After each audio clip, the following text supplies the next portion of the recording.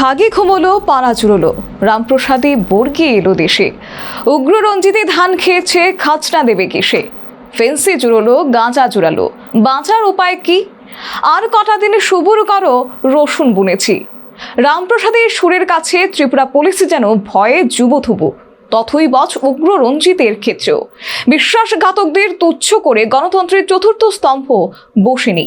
রাজ্যে লড়াকু সাংবাদিকদের লড়াইয়ের ইতিহাস রয়েছে, সেই ইতিহাস ম্লান হয়ে যায়নি। চতুর্থ স্তম্ভ প্রস্তুতি নিচ্ছে কুম্ভ নিদ্রা থেকে পুলিশি উত্তরণের। সামনেই রয়েছে বিধানসভা অধিবেশন।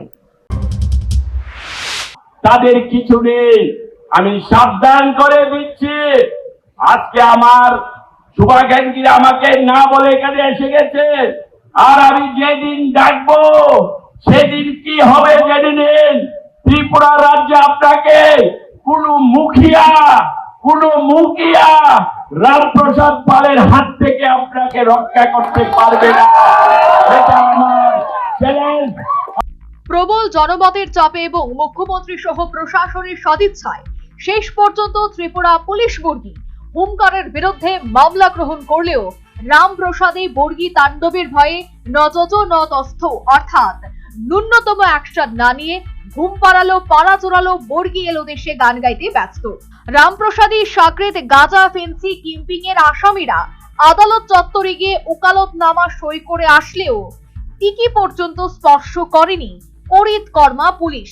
আর উগ্ররঞ্জিতের ক্ষেত্রে তো পোয়াবার এখনো পর্যন্ত মামলাটুকু গ্রহণ করেনি ত্রিপুরার তালপাতার সেপাইরা। সংবাদ জগতের দৌলতে যারা বুদ্ধিজীবীর খাতায় নাম লিখিয়েছেন তারাও গভীর তপস্যায় মগ্ন। জেলায় জেলায় সাংবাদিকরা প্রতিবাদ জানাচ্ছেন। আগরতলা শহরে প্রতিবাদ হচ্ছে। সুদীপ শান্তনু হত্যার পর যেমনটা হয়েছিল রাজ্য জুড়ে, তারই প্রাথমিক ঝলক কিন্তু দেখা যাচ্ছে সর্বত্র। পরিকল্পনা চলছে দিল্লি যাওয়ার।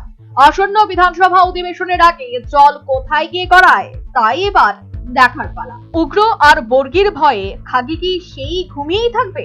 সমাজের বুদ্ধিজীবীরা কি এখনো জুড়িয়েই রইবে? তাহলে খাজনা দিবে কিসে? কিভাবে রক্ষিত হবে সমাজের গণতন্ত্র? তবে গণতন্ত্রের চতুর্থ স্তম্ভ কিন্তু চুপ করে বসে নেই, তাই সাধু সাবধান। Bureau report, news vanguard.